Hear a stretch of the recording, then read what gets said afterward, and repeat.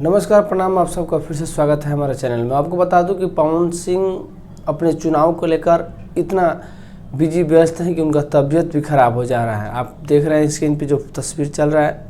पवन सिंह कुछ दिन पहले 2 से 3 दिन पहले बीमार हो चुके हैं।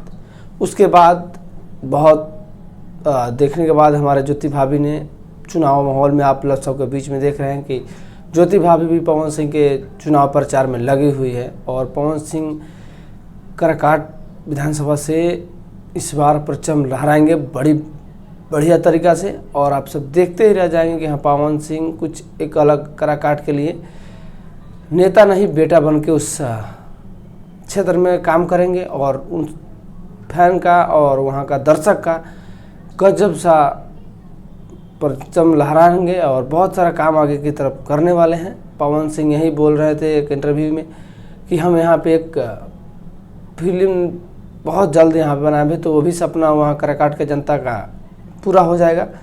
तो आप सब पवन सिंह को काराकाट से सांसद बनने से कैसे क्या कहना चाहते हैं कि आप कमेंट बॉक्स में कमेंट करें और बताएं हमें कि हाँ, पवन सिंह काराकाट में पवन सिंह जरूरी है कि नहीं।